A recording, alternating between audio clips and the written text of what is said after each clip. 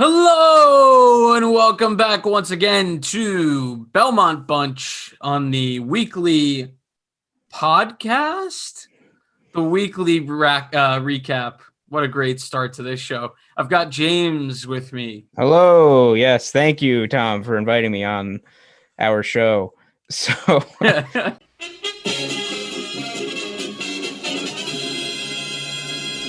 we'll start off with the amazing or exciting last three games. Mm-hmm. All right. So we'll start off with the Caps game that was last Thursday, January 28th. Yes. You want to go into it, or do you want me to start? I mean, I'd prefer. Why don't you start so I can build up some more anger? Okay. So the first period of this game, we had this game locked up tight. Mm-hmm. We scored 3 goals. I think one was from Wallstrom. I think the next was from Cizikas. It was a Clutterbuck shot and Cizikas deflected, I think. Yeah.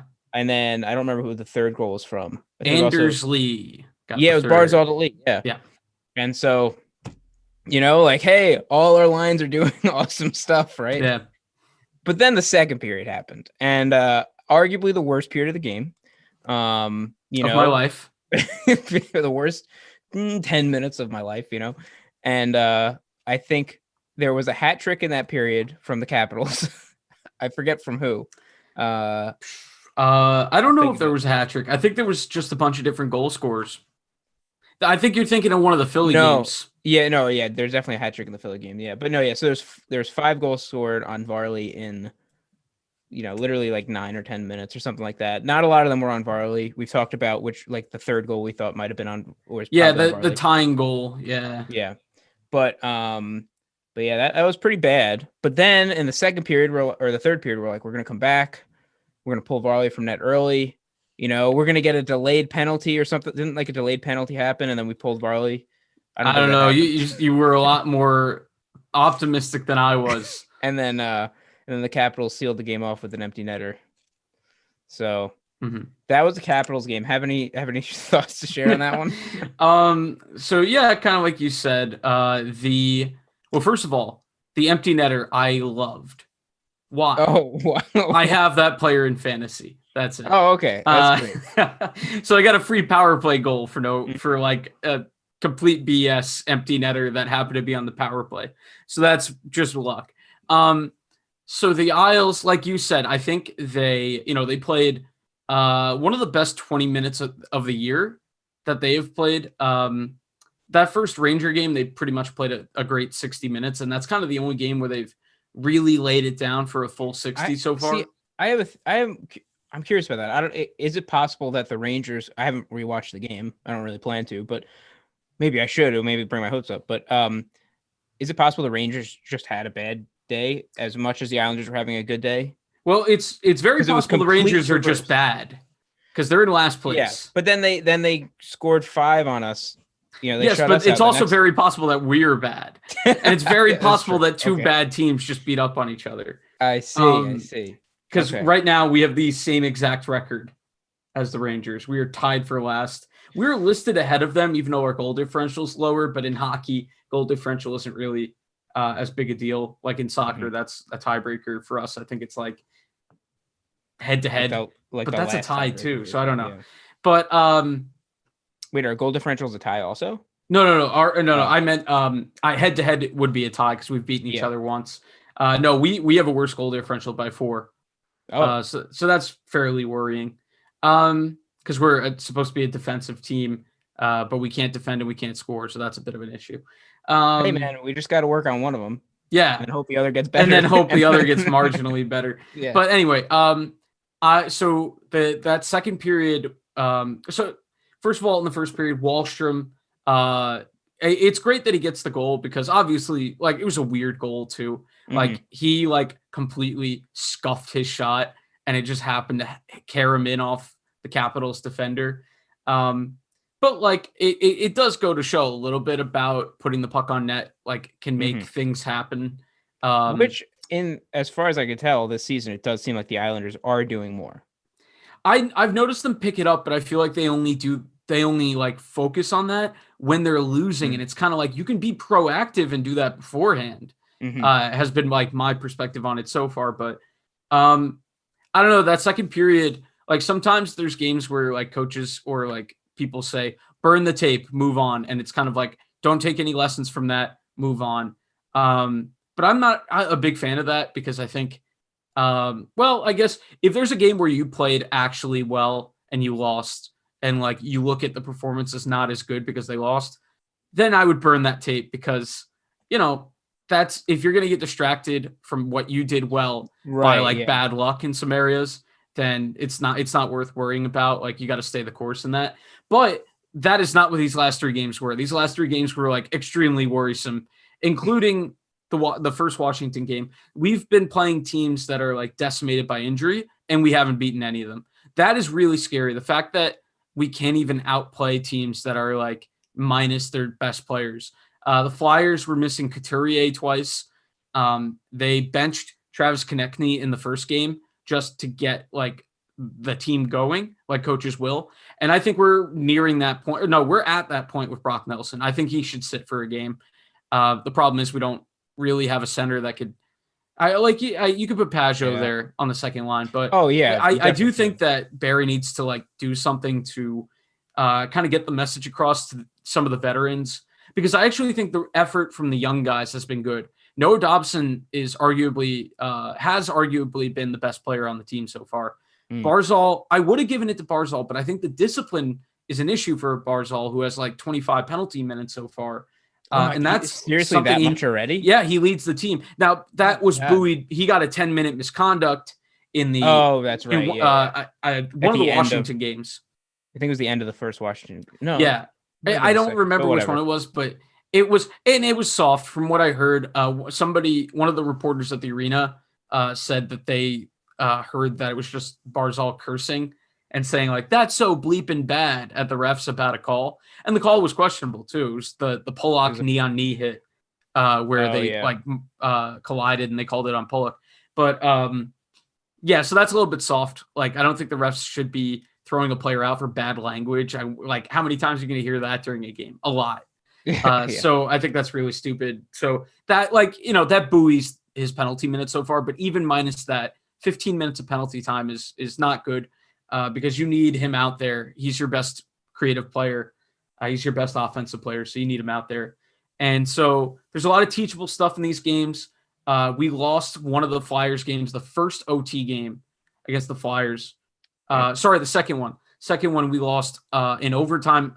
Well, we lost the first one too. So. Yeah, we lost them both in OT, but we lost the second one off of a Barzal high sticking penalty Oh my that God, created a yeah. 4-on-3 power play for the Flyers in overtime, which tend to be deadly because there's fewer defenders and there's a lot more open ice. Yeah, especially with Barzal, who does the best on open ice, and now he's not. Now he's not there. So yeah, yeah. And Also Brock is usually one of our best penalty killers. And on this goal, he was like I saw somebody say his head was on too much of a swivel because he was just spinning around watching the play happen. Like your head could be on a swivel, but you got to do something. But anyway, yeah, both the Philly games, at the very least, if you're like scrounging for compliments, they seem a little better put together. The Isles, the effort was a little bit better put together, but even then, not by much. Like that's on a curve after losing a game where you gave up 6 consecutive goals. And at least they stopped the bleeding so they give up 6 straight against Washington. And like I said, in that game, a lot of it was like getting hemmed in your own zone. I talked about it in the video, the recap video. The Isles stopped skating in the second period and just started icing the puck and then losing defensive zone faceoffs. So they keep getting stuck in their own zone. Now they're in this cycle of getting tired out because you keep having to defend your own zone. When you ice, you don't get to make a player change. And then if you keep icing it, nobody's ever going to get off the ice, and eventually you get worn down. And I think that's what happened in that second period against Washington. Yeah, I rewatched the highlights, right before we started doing this, and I couldn't agree more. It was like the guys were just barely skating at all, and as well as then losing the faceoff. So it was just it was pretty bad. It's just a weird thing to see. I actually had an interaction with. I always cite Kerry Haber Mhm. But this time I had an interaction with him, which was after the third consecutive loss of this stretch, our fifth consecutive loss overall. Like I saw a couple people questioning whether Trotz should still be here. And like I said, I still don't think we've gotten to that point because I don't think one bad road trip equals firing a Mhm. guy who like re-legitimized the franchise. But I do think he has to be held accountable for like use of Leo Komarov, some weird lineup decisions. Deadly use of Leo Yeah, Komarov. some weird lineup decisions as well. So, and again, like I acknowledge that he's a Stanley Cup winning coach, and again, I now have 6 Twitter followers. No, I do think there is criticism to be had, but I do think if you're calling for him to be fired at the moment, it's definitely too early. And I don't know, Yeah. like tell me who you're gonna get that's better than Trotz. Like you're not at the moment. There's Babcock. nothing. Oh, I don't want it. He's available, No, right? like Babcock. The players hate Babcock. Like at least with Trotz, at least he's a good coach, but the players also like him. So Yeah, I like mean, I was gonna that say helps. it But seems I like like go ahead. I was just gonna say that's what it seems like. All the players are always talking about how like together the team seems to be. It doesn't Mhm. seem like there's any players with bad attitudes or anybody Yeah. that's bringing the team down as far as as far as you could tell from social media. Mhm. And so I would say that I'm sure that's also Trott's attitude that's thrown in there. You know what I mean? Like I'm Yeah. sure he's not a I don't know, difficult person to like get along with. But Yeah, anyway, no, he seems like someone that's really easy to get along with. He like just look at when we knocked out the Capitals in the playoffs last year. They're doing the handshakes and like all the Capitals players that were part of that Stanley Cup team under him, like got to hang out. They hung out with him for a second, like said a few words, and there were some smiles and some laughs from. So he seems like the kind of coach that you would absolutely want to play for, because he really mostly comes across as fair. The only times yeah. that I don't think he's being fair is when he's not holding Leo to the same accountability as someone like Barzal or Hosang. But now we're starting to see that. So my trepidation in that area is subsiding a little bit because he benched Leo. They sent him back to the taxi squad. So for me, at least that's, and also he didn't single Leo out, but he said after the first Philly game, I think it was, he said some of our veterans made awful decisions, and everybody knew who that was. You didn't have to pluralize it. Although, actually, no, Brock, you got to throw Brock in there. Brock has been really bad. Bailey. All right, so let's yeah, let's stick on Brock for a second here, sure. because and let's try and like I don't know if you can remember, but let's try because I can't. But let's try and think about it in context of the 2 Flyers games. Okay, yeah. Because in the beginning of the season, I didn't really think much of it. Mhm. I don't think of Brock as streaky. Like he was fairly consistent. He was very consistent throughout last season. Yeah. Like he was probably I don't know what the amount of points he got, but I think he was a top goal scorer. He was right? the top goal scorer. He was close to 30. Okay, and so, what's it called? So yeah, so during the Flyers games, I just remember I don't know personally, it looked like to me that he was slow, like just skating slow, and like just wasn't doing the smart plays or that I would normally expect from him. Not that like I would know what he was about to do, but you know what I mean? Yeah. Like it just always seemed like he was never really in the right place and sure. kind of Yeah. stuff. There are some guys who like, even if they're not like the fastest player on the ice, they can like give a random boost out of nowhere just from like sheer effort. We saw that in the second Philly game when we're down 3-2 in that third period. Anders Lee, not a fast skater, beats everybody down the ice, gets it to the front, Barzal scores. They took advantage of some lazy Philly play there because Philly turned over the puck, didn't get back, and then didn't cover the guy right in front of goal. But you also have to credit Anders Lee for getting the chin in gear and getting himself down the ice. He's not the fastest guy, but I'm telling you, like so far, I don't think it's been talked about a ton. For us, it has. But Anders Lee has like, I've really enjoyed his effort. And, Barzal and Lee's efforts have been good.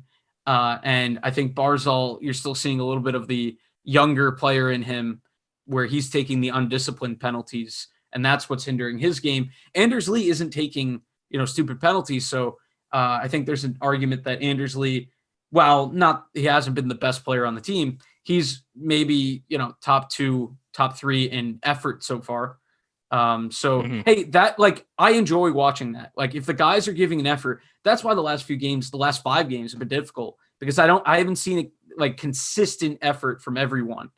And I questioned, and this is where I get back to the Kerry Haber thing I questioned, the players have a lot of them, Anders Lee exempt, but don't look as engaged as they were. Like you were saying in that second period of the Capitals game, just kind of icing it, going back and not really looking like they were interested in creating any more offense after scoring 3 in the first. And that came back and bit them, and they got what they deserved. But I just also want to point out that Washington was up 3-0 on Boston the other night and lost 5-3. So they got reversed. But I should look at the the other teams and whether in the division or not, because that feels like that's just happened to us a lot, where it's just and more so with back-to-back games, or not back-to-back, but games against the same teams in a row, happened with us against Rangers and then against the Devils. And I was fully expecting it to happen with the Capitals after we lost the first game. I was like, we'll get them in the second. It'll just repeat the pattern, and we got destroyed. Yeah, and, I think the that's why I was worried about the season with the schedule, because playing a lot of back-to-backs against the same team, even in a season where your team's playing well, it's really difficult to sweep any team in this division. Every team in this division has shown some sort of fight. No team in this division is going to lie down. There's no Ottawa Senators in this division. There's no, LA Kings, although they haven't been horrible so far. Who else has been horrible? The Rangers. Detroit's been pretty bad, but Thomas Greiss tries to keep them in games. The Sharks are pretty bad. Ottawa has been pretty dreadful. But actually, that just because that you brought up Greiss about Sorokin, because so from the second Flyers game that he played in, from what you said, I don't have as good an eye for it, but he let up 1 or 2 that were probably get or doable, or savable or whatever. But he had a couple I'm thinking of one big save I definitely know he had, where he went from coast to coast or post to post, whatever they say, and and he the announcer said he thinks that the puck got hit Sorokin's skate, so it didn't, he just barely got it. Yeah. So part of me wonders, okay, so obviously Sorokin still got it, you know what I mean? Going halfway around the world didn't zap all his mojo. But part of me wonders, I would almost feel bad if he gets up to speed 100% and then we're just basically relying on him, to bolster our defense. And Varley could just tell him how that is, because Varley's been holding up our defense too. But I think in Sorokin's case, I think what you're seeing, because that save was incredible. That was a really good save. And he made another one in the first period where he got across and got the glove up and caught one. Yeah, that's right. And what I think that is, and it's also tough because I don't think any of the goals were you have to have that type goals. There were a couple, Brock had a bad giveaway that led to the first one, where it's a giveaway, and then the Flyer player very smartly gets the shot off quickly, and with an Islander screening Sorokin a little bit. So on the replay of that, Sorokin looked like he never even saw it, so there's not much there. I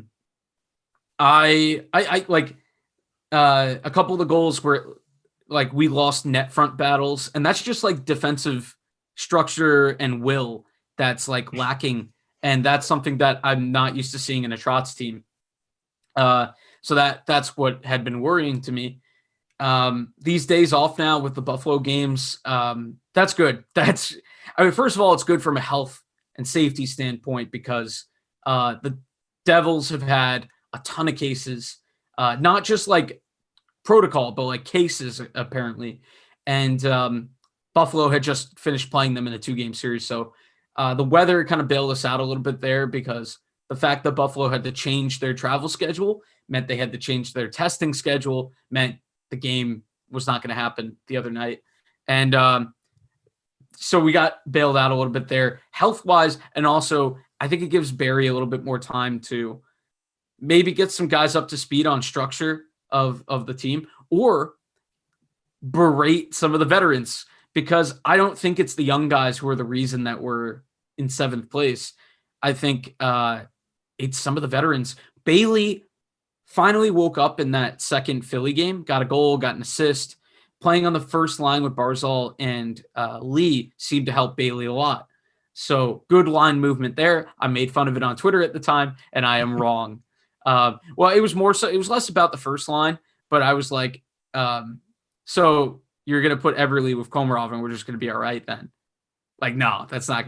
But I think in the third game as well, the second game against Philly, they had Dimitro Timashov play his first game with the team, and they had Austin Zarnik. Now, both of these guys have NHL experience, and they're mostly depth guys, although Zarnik has actually played a season where he's played 54 games. Zarnik actually looked good. I definitely give him another shot whenever the next game is, which is tentatively this Saturday against Pittsburgh at home. I would give Zarnik a shot and leave Komarov out, because Barry... I don't know. I think we should give Komarov another shot. I don't know. I hate you. Well, like getting back to the games, Komarov was at fault for the first goal in the first game against Philly. He just doesn't get back. He just, he's what the phrase is, like flying the zone, like assuming that we've already stolen the puck and just getting out of the. Yeah, that's right. And it's like, no, we don't have the puck secured, and now you've left a guy to tap it into an empty net, and that, like, out of a rookie, that would be bad, but you'd be like, all right, teachable moment. You can't teach a 33-year-old player who's been around. Like, he's just not good anymore. And him making $3 million a year hurts me. Which is the same amount as Barzal this year? Or is Barzal... No, Barzal's making 7. Oh, wait, actually, no, because right, it scales up. It was down like 3, then 7, then 10 or something, right? Or something like that. It wasn't. It 10, was 4. He's making 4 this year. I think it's 4. That's That's 21. Averaging 21. Yeah, that's right. It was averaging 7. So yeah, Komarov. So he's making a little bit less than Barzal, and well, that's one that rightfully people have been saying that is not Barry's. Like, Barry's deployment of him is Barry's fault, but the fact that Barry has not a ton of options is Lou's fault. Right. Well, so because I didn't even know about Zarnik and Austin. So it's like, where did they come from? They were in the Timashov played for Toronto last year, but didn't get to play a ton because their forwards were pretty stacked. And Austin Zarnik has played in Calgary. He played in Calgary last year, and he started with Boston a few years ago.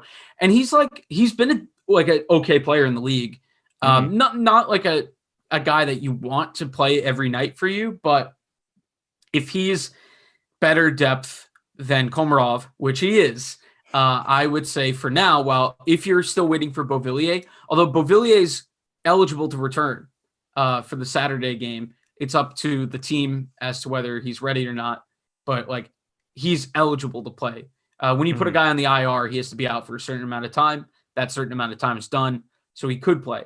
And there could be more blendering of the lines. I think Bo had been so quiet to start the year that he could find himself maybe on the third line.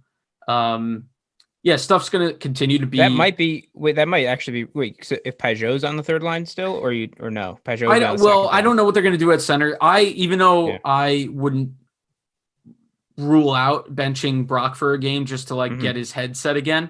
Maybe this, week off that they basically have had now, maybe that helped, and maybe Brock, maybe Barry worked with Brock over that period and just said, hey, like, your game isn't good enough right now, and here's where I need you to improve. So I would suspect that Brock is still going to play.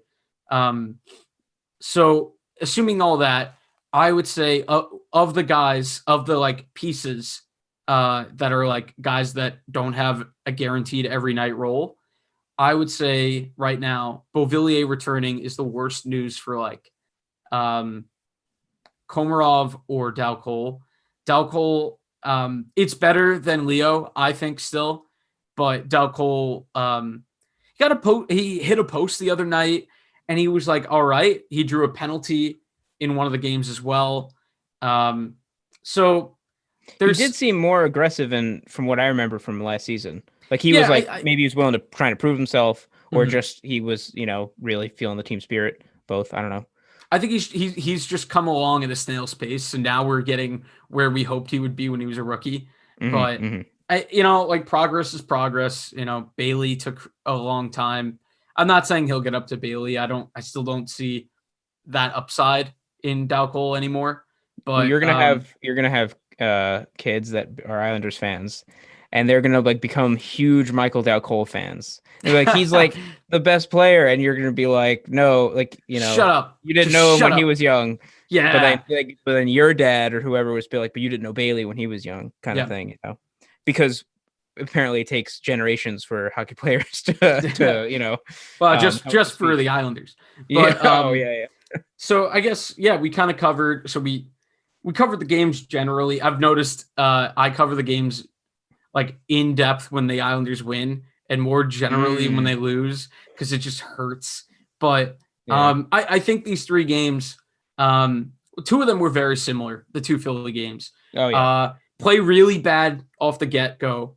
I hate to interrupt you, but I based on what you're going to say, I could be wrong, but I would argue the Caps game you could even say was similar because it was tied until 30 seconds till the end. Oh, well, we're talking about the second Caps game. Yeah. Oh no, yeah. Sorry, I was thinking the first Caps game. I already got it mixed up. I don't know. Yeah, well, maybe if we're going to take it from that perspective, if you extend it back to that other game, you could say that the Islanders could have won 3 of the last 4. Like they lost 2 feel OT uncomfortable games. Saying that. Oh, for sure, because you can always say they can win a game. Yeah. But anyway, so you're saying though, let's stick within the two Flyers. So they were similar because so they got down early and they looked pitiful through either a period or 2. Because in the first game, it was a bad first period, and then it got a little bit better after that. But the second game, they had a bad first period, and they also had a pathetic second period where they were just lucky not to give up a goal. So they were fortunate that it just stayed at 3-1. And then we get the Bailey goal, and then we get a Barzal goal off of a great effort by Lee. We get a great save from Sorokin, like you said. And then OT, Barzal takes a bad penalty. We look like lost in overtime to start the year. And that's surprising because with our centers, I think centers are a big part of overtime because winning those faceoffs determines possession for the next 2 minutes, it feels like. So faceoffs are really important. We've been a good faceoff team this year, which is weird because we haven't been in very up to last year. We are not a good faceoff team. And now all of a sudden we're okay. We're pretty decent at it. I mean, I think that just goes to show like the mental aspect of it. You know what I mean? Of like the willpower aspect. Because and the only reason I'm even thinking that is because one of the announcers is probably Butch or Brendan, the other guy. He who was saying like they after the playoffs, in the bubble, that's when they I guess started really considering how important the faceoffs were. It was the players. So it was more of a mental shift, he said. Or I don't know. I guess he had talked to some of them. Well, I would, if we lose faceoffs but we win games, I'll take that. Yeah, that's better than winning faceoffs but still finding ways to lose games. Being at the bottom of the division would be like, but we're the best faceoff team. We're the best faceoff team. What does that say? But that's like the other day when I love our broadcast, but I have felt like they're defending the Islanders the last few days a little bit more. And of course, the first thing you'd say probably is, of course they're going to defend them. It's their broadcast. But I don't know. I'd like it to be a little bit more neutral. Butch is not afraid to occasionally be like, wow, these guys stink. I think Brendan, maybe it's because the color guy it's his job and it's not the main guy's job to shit all over the team. But I would say, going back to the Philly games. I'm going to go back to the Philly games. It's shocking that we're that bad in overtime.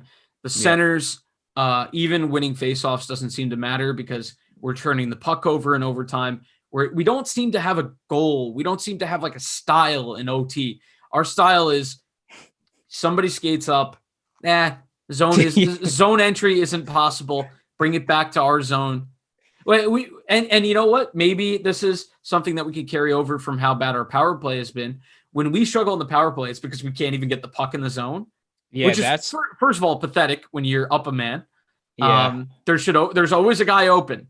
You just gotta find it, or just dump it. And please, for the love of God, win a forecheck battle, which has been something that we haven't done. That's a good point too.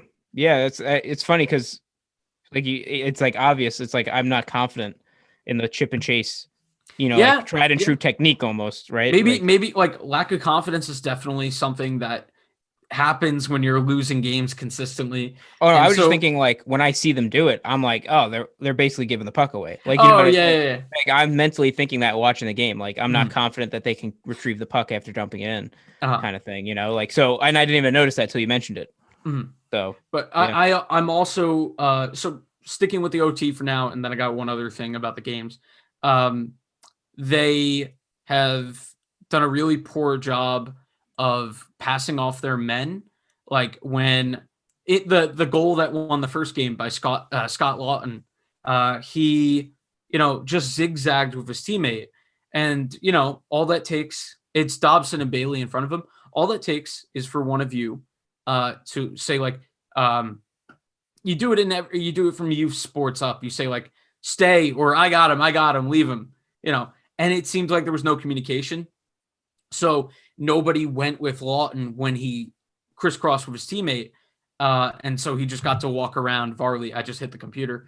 Podcast is ruined. Yeah. He just walked around Varley and snapped it home. And it's weird that guys that even guys that have been good in regulation have struggled in OT, like Barzal and Dobson even a little bit. But would you say that OT is kind of like a reflection of your power play, or like similar-ish? I don't know. I think it's more specific to us because we specifically struggle to gain entry off the rush, and that is all that 3-on-3 is. Yeah. But last year we were not this bad at it. I mean, it's also early. It's 2 games. Last year we were great at. I mean, the beginning of the season we were great at OT. Yeah. But as they pointed out, the Flyers have beaten us in overtime like 6 straight times. That playoff series, they never beat us in regulation. They beat us in OT every time they won a game in the playoffs. In our 7-game series, the Flyers won 3 games. They were all overtime games. So maybe the Flyers just have our number in overtime, and we just look bad against them specifically. And those are the only OT games we played, right? Yeah. So those are the first 2 we played. So maybe it'll look better against a different opponent. Yeah. But that's pretty much like. I mean, to summarize, Dobson's been good. Barzal needs to just be more disciplined. Bailey and Brock need to get going. They need to figure it out quick. And outside of that, you know what it is? What? Because Bailey scored his first goal in the night in the Flyers game. I think it was the second Flyers game, and he was wearing the tinted visor. Right? And Lee's been wearing the tinted visor. Yeah, and he's playing well. Brock just needs to put on the tinted visor. I think that's it.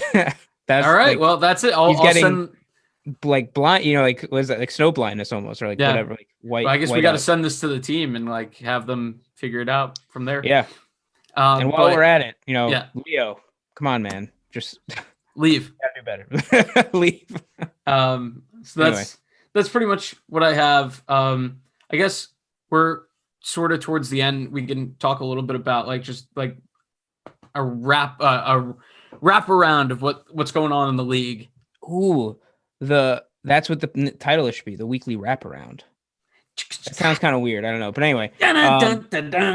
So, well, the one thing you did mention you wanted to talk about the last like kind of 2 things left are if you think the season will actually be able to cleanly go through because of COVID, and also just kind of on the same vein, but like a more optimistic vein, how are the rest of the divisions doing? Like who seems to be floating to the top in the other divisions? So let's start with COVID though, just because I said it first.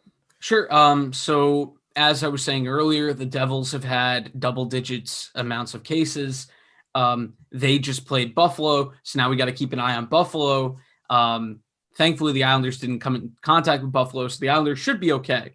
But just today, a little bit before we got on, Minnesota reported like 13 cases, and Oh my guess what? God. It was that many? Played, yeah, and they played the Avalanche last night. So now we got to keep an eye on the Avalanche. So it's and we had Dallas that had to delay their start to the season. The whole Central Division standings are completely messed up because the really good teams haven't played that. They're still doing really well, but like Carolina, Dallas, Tampa have all played 7. Florida has played 6. The other 4 teams in that division have played all of them have at least played 9. So their game reschedulings are going to be something that we're going to have to watch. And looking at games played by division, the North isn't having too bad a time with COVID cases.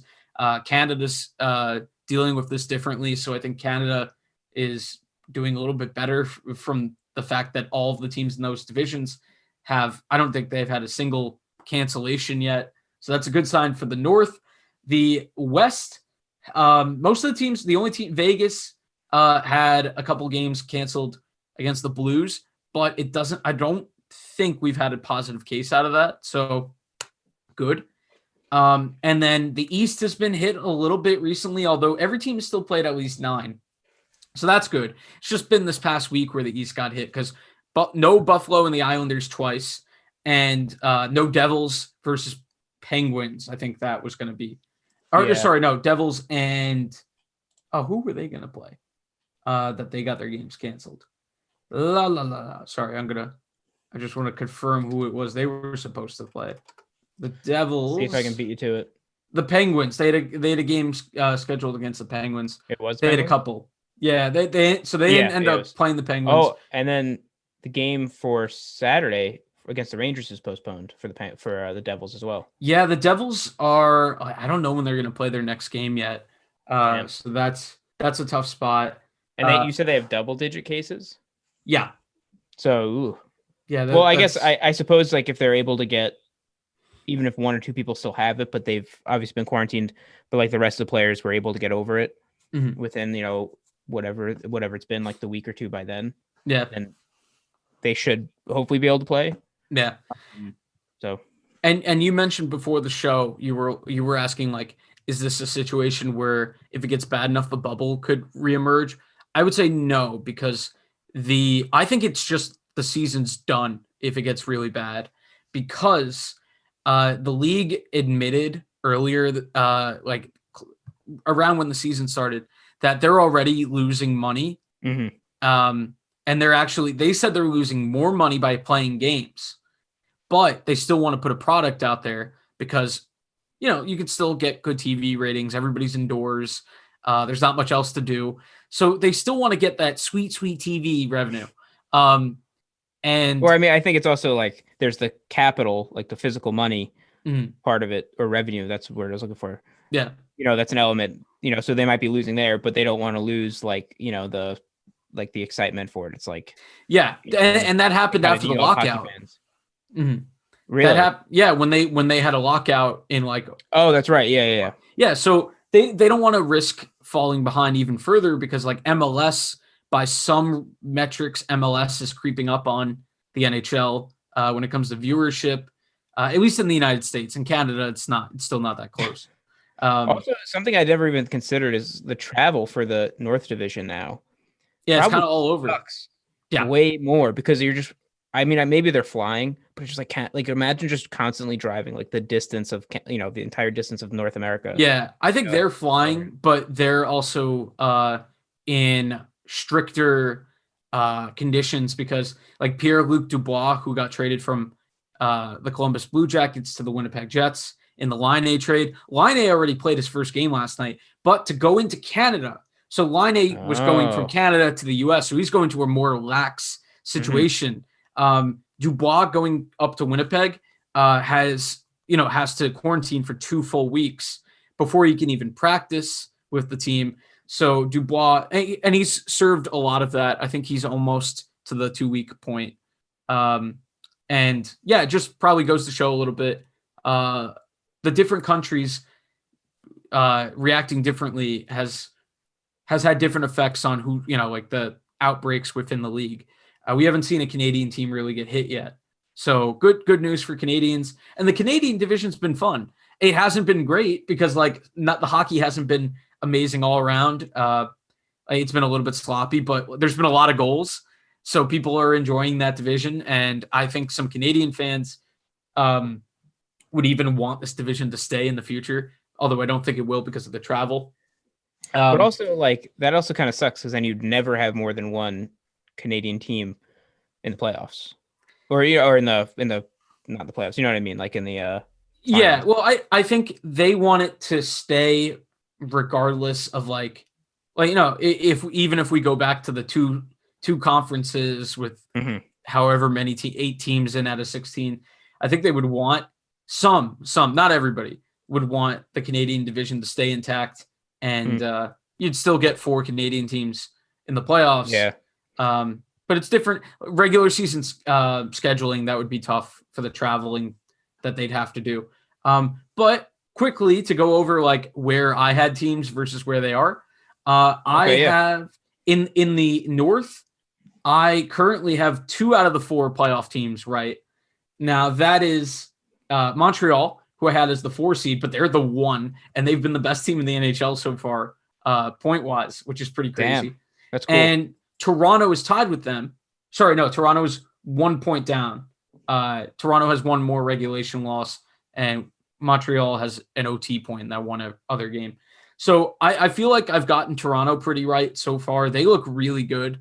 Winnipeg and Edmonton are currently the 2 other playoff teams. Vancouver's tied for that last spot. And I had Vancouver as the second place team.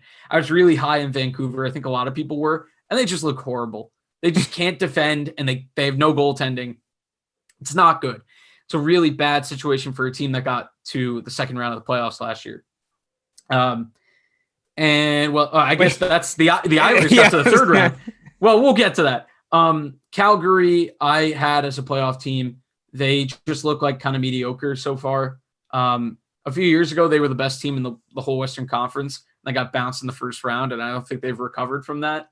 And apparently, my predictions haven't either. And then Ottawa's in dead last. I have that right. But everybody knew that. So yeah, Ottawa is 1-8-1. They are the worst team in hockey, and they can't defend. But they did play a game that finished 8-5 the other night against the Oilers, and that was fun. It was 5-3 after the first period.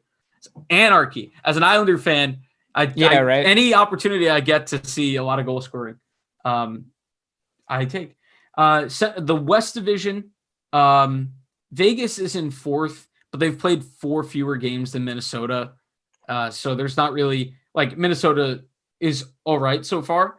And I had Arizona as a playoff team. Guess what? They're next to last right now.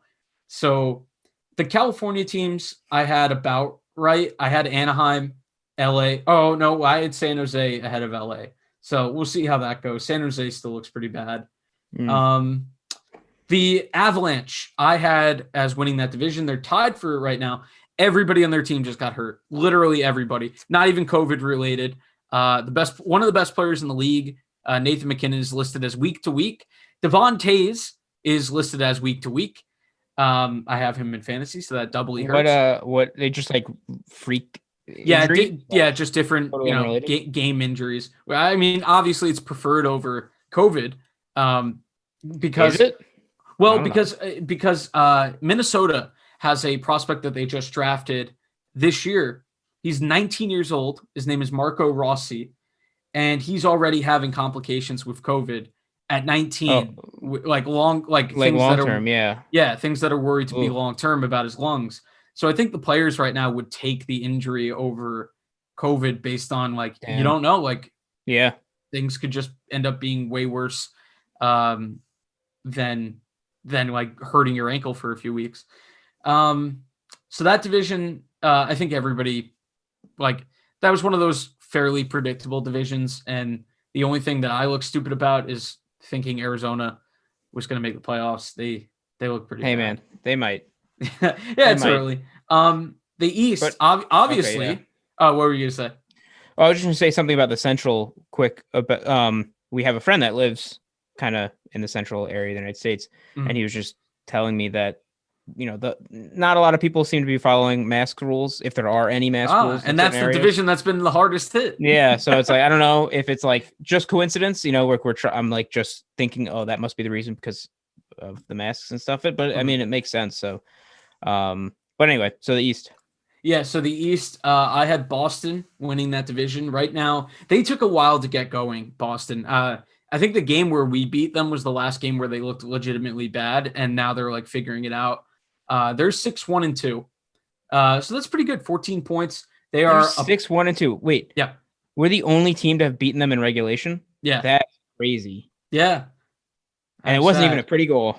No, it was an ugly Yeah. game. Yeah. Philly's in first. I had Philly as a playoff team. I think I had them second, so feel pretty good about that. Washington is currently second. Washington, even though I had them as a playoff team, and they are, I definitely underestimated their depth. They had no starting goalie the last week. They had no their first line center was out, Kuznetsov. They had no Ovechkin, and they had no Dmitry Orlov. So all their Russian players all had COVID. And guess what? All they did was win pretty much every game without them. So that's really, really, really impressive. So Washington looks dangerous, and new coach Peter Laviolette has them looking like contenders again. And then New Yeah, that's a Jersey. good point, because I didn't even think of like the fact that I forgot that they switched, like halfway through the season, they switched coaches. So this is now like the first kind of full test with the new coach. Yeah, and they look a lot more put together this year. For sure. Yeah. Case in point, this current Islander team dominated them in the playoffs and now can't even skate with their backups. And Buffalo and New Jersey have looked feisty. They don't look like they're going to make the playoffs, but they do look like they But neither are. do the Islanders. So. Yeah, but they do look like teams that are not going to give you an easy out, at least. Then we have the Islanders and Rangers. The Rangers being this bad, well, actually, both these teams being this bad is pretty shocking. But I think the Rangers, the worry is, I mean, it's a weird atmosphere around there right now. They just cut Tony DeAngelo because of like off the ice antics. He has been someone that like has always had skeletons in his closet about racial abuse of teammates even. Yes. And obviously there's been like people that are annoyed about like cancel culture stuff with him, but it just generally seems like he's definitely, let's make this clear, he's a good offensive defenseman. He has really good offensive instincts, but he can't defend at all. And I think one of the big things this year was we got to get him to defend. And he can't do that. He hasn't gotten better in that area. His attitude has gotten even worse. There's been a lot of stuff that came out recently about his treatment of a black teammate, Keandre Miller, and just generally, like he picked a fight with their goalie the other day, Alexander Georgiev. There was a rumor, so this isn't confirmed. This one to make clear, the one that I'm about to say is not confirmed. There's a rumor that Chris Kreider punched him in the face. So it just seems like his teammates are done with him. His on-the-ice production has really flatlined this year in particular. And his defensive game hasn't gotten better, and that was the main focus for this year. And so he got sent down to the taxi squad. He just got re-signed this past offseason, so they might have to buy him out. The GM of the team said he has played his last game for us. So they're done with him. So what was his contract? Like 2 years, $5 million, something in that range. $5 million a year. Yeah. So wow. That's a good bit of money. And that might, if that's bought out. Now I wonder if they'll look for like breach of contract stuff so that they can avoid paying him the money.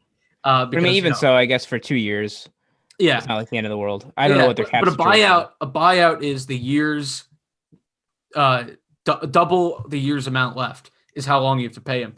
So if he were to get bought out now, he'd have to be paid for 4 years. So it would lessen the cap hit, but it would expand the amount of time that you have to pay him. Mhm. So it's going to be interesting to see what happens there. But generally, what I'm saying, I'm not just picking on Tony DeAngelo for his antics, is this team is both bad on the ice currently, and they have a toxic locker room. At the I very mean, least, is there yeah, any evidence that there's more players that are, contributing to this toxic atmosphere, or sometimes it's just one annoying guy, I would it imagine. seems like it was stemming from D'Angelo. So who knows? Them getting rid of him might make their locker room better, but it will make their blue line. I mean, defensively, it doesn't hurt them too, right? Yeah. But Offensively, offensively, it hurts them ironically, a little yeah. bit. And when a guy like Mika Zibanejad has struggled to start the year, he's got he had 2 points in his first 8 games, and he almost hit 50 goals last year. So when you got a guy struggling like that, and you have this off the ice thing, yeah, things are tough. At least with the Islanders, it's still the locker room is there. They like each other. Maybe they're getting a little too comfortable with each other. Maybe Barry needs to give a little bit of tough love, and I think that's where Eberle, that first line that's been together for so long, gets broken up, and it's like forcing them to adapt a little bit. You just shifted immediately from the Rangers to Islanders. Like, Oh I don't know. yeah. Maybe I missed the sentence. Well, I don't know. I'm comparing them because they have the same exact record, and they're both teams that would have been expected to be way better than this. The Well, but you Rangers, didn't the think they were. Rangers a little bit less so, just because everyone knew their defense would be not Right. great, but yeah, it's kind of a mess in New York right now for hockey. But at least with the Islanders, it feels like the chemistry is there. It's just a matter of figuring things out. It does feel like with the Rangers, this could go really well now. If you got rid of the guy and he was the only cancer in the locker room, might be a better place to work. Maybe the players will just be in a better mental place, than they were. I have spent way too much time in the East. Of course, I got Well, I stuck wonder on. why. But But I didn't want to cut you off with what you were saying yeah, though about Barry possibly breaking up the lines, like mhm. because that's actually something I never even considered because I always just picture a coach screaming at his players if they're not performing, But like maybe it could be maybe he's like uh maybe not too comfortable, but you know what I mean, not willing to kind of get that fired up yet, or just not at all. I don't know. So breaking up the first line, Mhm.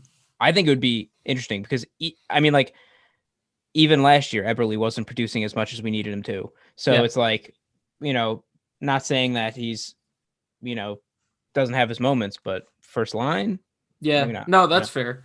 Also, how about we break up the fourth line because it sucks.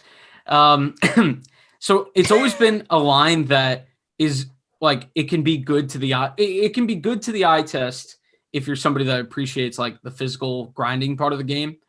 Um, and analytically, it can be good. And this year, it's bad from an analytical perspective. Money Puck put a couple weeks ago when we talked about how the first line was the best line in the league to start the year. The fourth line was the second or third worst. And it used to be called the best fourth line in hockey. And now it is ineffective because honestly, they should have let Martin walk. The fourth line needs to be physical to leave its presence on the ice. It's not physical enough at the moment because Martin's getting a little bit older. He's not as physical as he used to be. You can tell. You look at the list of most hits in the league by a single player, and he's not as high as he used to be. Clutterbuck either, and that means that people aren't afraid to play against the fourth line anymore. They're not afraid to get hit. So that's where I think maybe eventually, and this is what I thought in the offseason, was that Johnston would just take over for Martin because that's perfectly Johnston's role.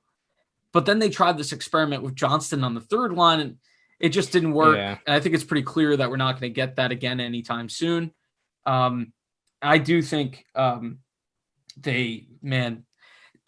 Martin contract is, while not expensive, giving him 4 years was just so stupid.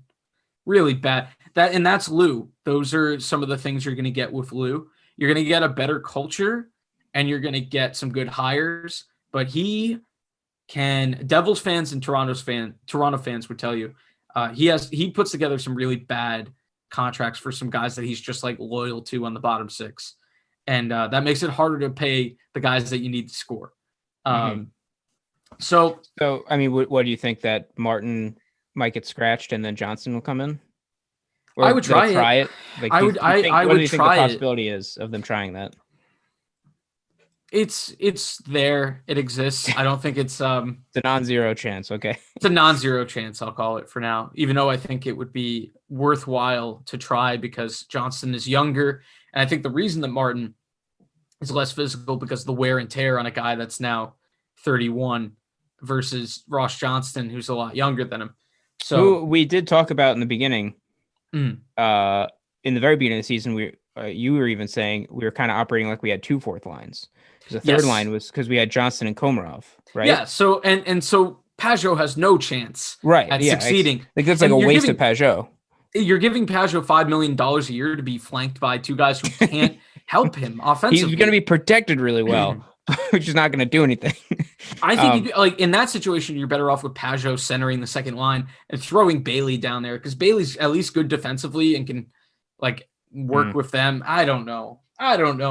You're also paying Bailey $5.5 million, so you're going to be paying somebody way more than they should be. Here, what I think though is, if for that role, I should say, use Johnston, like, you know, if somebody on the fourth line is performing, I think Cizikas is, you know, like he's not. I think he'll probably like get a little bit up to speed as the. I hope, but I don't know. God, I hope. As the yeah, right. That's all. I think he's gonna do it because I want him to. Yeah. That's me with Dal Cole recently. Hey, you know, but I think though if you kind of interchange Clutterbuck, Martin, and Johnston, you know, it just like maybe even get like maybe they just need that break, Clutterbuck and Martin every third game or something. Yeah. You know what I mean? I could definitely see that. A harder game for them. Yeah, I could definitely see them. I think maybe that's the best solution for, you know, Clutterbuck's going to be gone after next year. Basically, you know, he's got 3. How old is he? He's around where Martin is, maybe a couple 30s. Years older. Yeah, early 30s. So look, don't overpay your bottom 6 is the main lesson. But while you have to deal with it in the meantime, because if you're Barry, you can't just go, I can't believe you overpaid the bottom 6 and then just not do anything. Yeah, right. It's his job to figure out what to do with this. And I think at this point, what you just said makes the most sense. If we're saying that Martin and Clutterbuck are struggling because they can't consistently have that physical game, guess what? Don't play them consistently. Get Johnston in there for like a 3-game stretch, then get Martin in there for a couple games. Get Clutterbuck, like mix it up a little bit. Yeah, I mean, who knows? But I think that could be like you're saying, like if the problem is age. Age. How old is Johnson? Was he like 22, 23? I think he's like 25. Okay. So like us, he has nothing ahead of him. Nah, he's got something. He's got something. He's got hitting people in the face. Yeah. But yeah, anyway. But the Central Division, the poor Central Division. I should have saved the East for last because I have now put the Central. I honestly thought we covered them. I totally forgot about them. Do you want to hear something great about the Central? Yeah.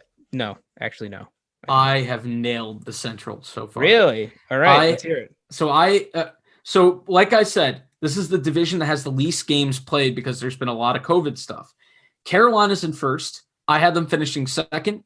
They've only played 7 games, but they're 6-1. Very impressive from Carolina. Florida is 5-0-1. They have not lost in regulation. I said in my video, here's year 5 of me believing in a team that I shouldn't believe in. Guess what? They haven't lost in regulation yet. So that's pretty cool. I feel good about that. Dallas and Tampa and Florida each have 11 points. Florida has played 6 games. That's why they're second. The other 2 have played 7. But Tampa Bay currently, right now, at this very moment, is up 5-1 after 2 periods on Detroit, who's terrible. So that division looks like it was pretty predictable as well. I'm losing my voice. Yeah. So you're so proud of yourself that you just can't believe. Well, because it looks like the top 5 teams in that division, like I have that like pretty well thought out. Whatever the order is going to be, it looks like the top 5 teams they're like clustered together, and then the bottom 3 teams are pretty far off in terms of like on the ice performance. Chicago's only 1 point out of the playoffs technically, but they've played 4 more games than Tampa, so Tampa's going to pull way ahead. Yeah. but yeah, the Central has like 5 good teams and then 3 pretty bad teams. And the East has like 3 really good teams, and the rest are like at like they're not bad. And The way that you described Buffalo and Mhm. New Jersey, I mean, I would put the Islanders in the same category because you said like they're feisty, and it's like I would think that no team is probably. I mean, every game in hockey is hard, but I would think no team has started a game against the Islanders and been like, this is gonna be an easy point, easy 2 points right here. Maybe the Like, last few games, no. For the first but time in 2 years, the last few games have become like, oh shit, we're playing the Islanders. That's awesome. but I mean, because I don't know, I would put us in that feisty category with the Yeah. if it sounds like we're gonna be battling for the 4th place spot to the Unless we get hot. playoffs. Yeah, exactly. Actually, So we're gonna have to get hot to compete for the 4th spot anyway. wait, what's the order right now for the East? So it's Philly, Washington, Boston, Pittsburgh, then Jersey, because we haven't Buffalo. played Pittsburgh yet. Yeah. Right. Yeah, we That's get that's scheduled to be our next game yeah on Saturday. That should be interesting. Yeah, I knew early in the actually I just thought of this. Early in the season, I remember our schedule was easier and the back half is like brutal, and we're failing the easy half.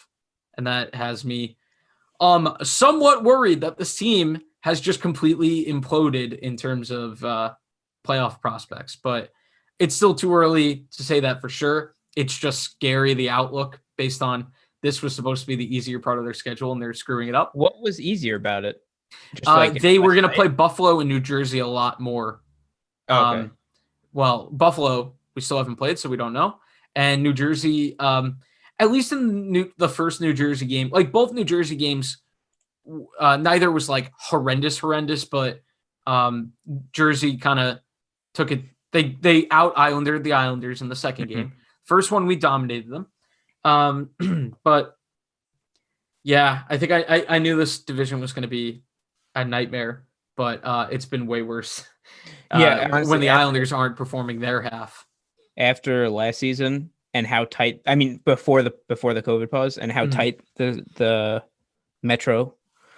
I'm old enough to remember the Metro division. Yeah, that was. I couldn't believe how tight that was. Like it was like the Islanders were 6th place, right on the edge of the playoffs at a certain point. We were 6th place. Yeah, at the end. Damn. Yeah, but point percentage wise, we technically made it or something. Yeah, buddy. That was the loophole. But I do remember you saying at one point, probably before we got that down in the ranks, was we would have been like 1st place in like any other division.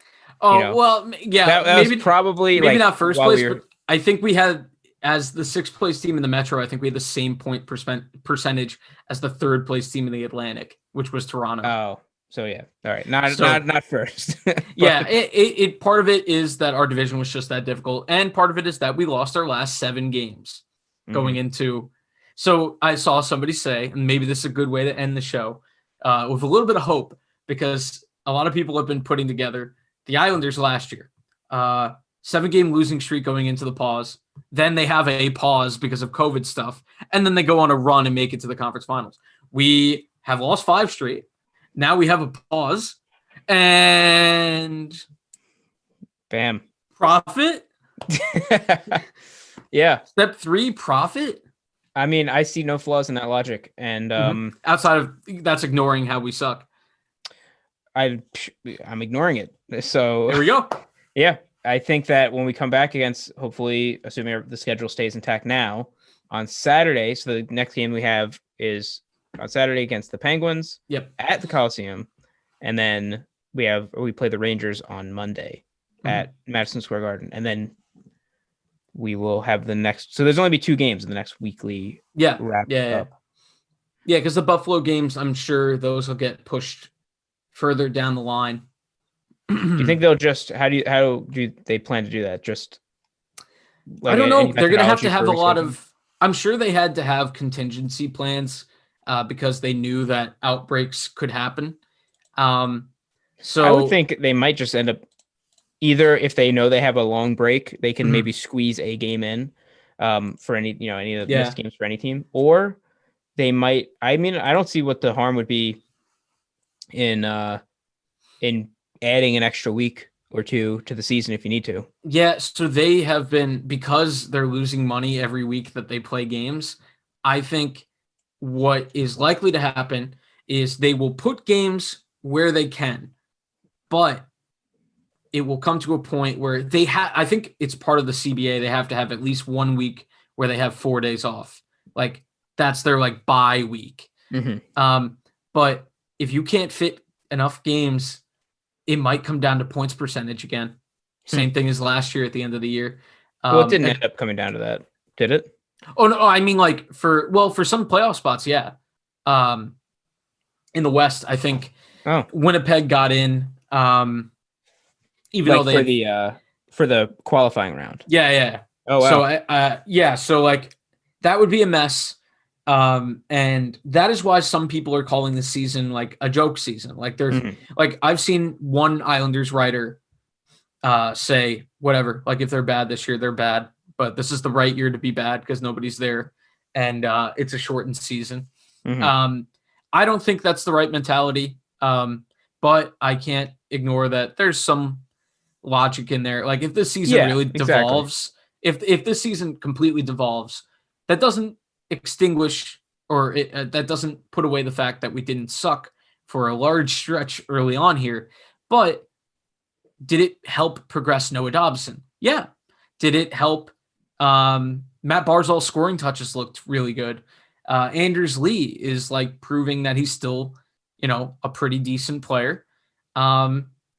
Is it also that I was just because you mentioned Dobson, like that's why it makes sense to me to play the kids as much as possible, like Wallstrom, and I guess newer guys like Austin and who's the other guy that I messed up his last name? There's Zarnik and there's Timashev. Yeah, Timashev, because I think I said Austin and Zarnik. Yeah. His name's Austin Zarnik. Yeah. So there's Zarnik and Timashev. Okay, I'm not going to. I guess it's Timashev. Timashev. Okay, My bad on that. Where was Timashev from? Where did we get him from? He played in Toronto last year. And how old is he? He's very young. Oh, so that'd be great to develop him. Yeah, I guess they're both players that even though they're not old, like their upside is seen as not very high. So like I think the kids that you want to play more in terms of, hey, if this is worst case scenario, but if things fall apart and the Islanders are just like dead in the water, I want to see Bellows and Wallstrom and Dobson a lot because you want to help. Like in a lost season, you can still get something out of it. Now, if you have a season where you're terrible and the kids don't look good, that's worrying. But at least give them the playing opportunity, the time on the ice in games like Wallstrom and Bellows.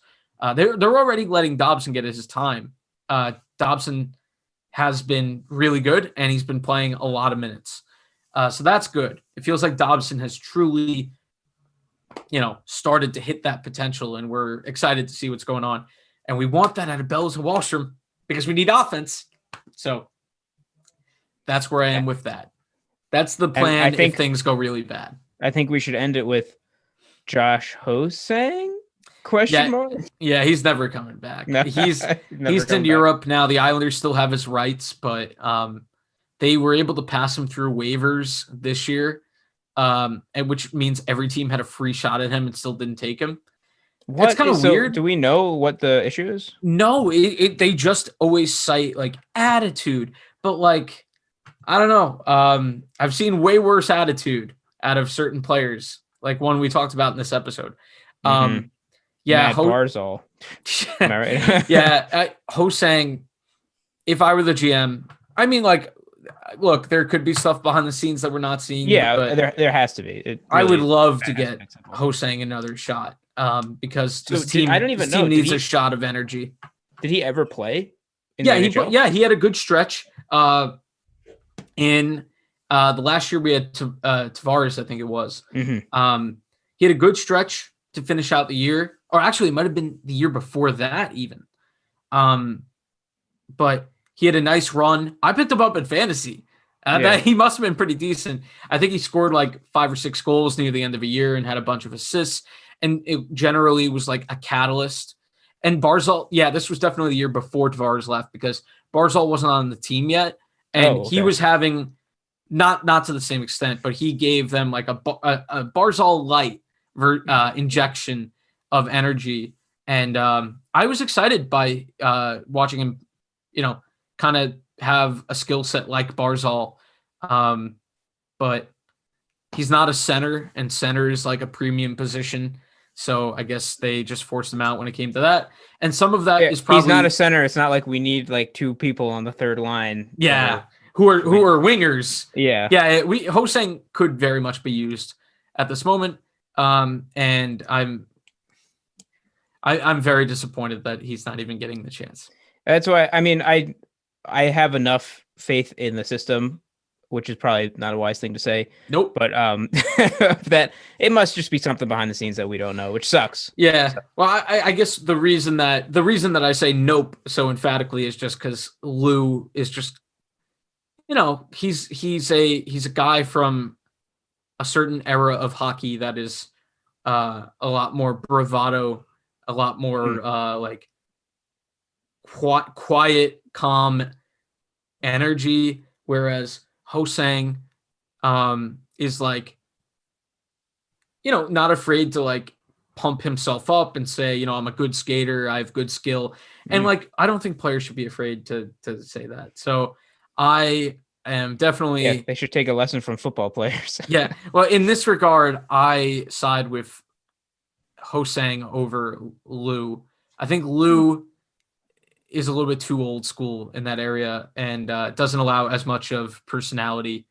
And I would, I feel like the Islanders could, they have good personality. I think they have some good, fun guys on the team, but I think they could use another one who is good at hockey and provides offensive prowess on your third line. It's kind of exactly what we're looking for. So the only thing you could think of is he like cursed Lou out. That's the only thing that could could have happened, you mean? And that didn't happen. I want to make that clear. Yeah. That didn't happen that we know of. But like you think it could, you think it might even come down to something personal or like semi-personal, where it's just like they I can't personally like him.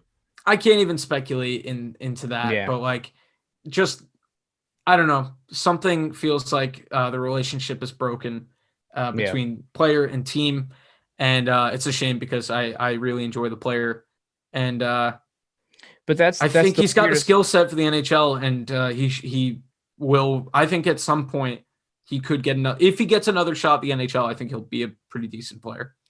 But that's the weirdest thing that you just told me. I didn't know he went through waivers and nobody took a shot at him. Nobody took him. Tell me that nobody could have. Yeah. And it's not like he, like sometimes like Leo got passed through waivers.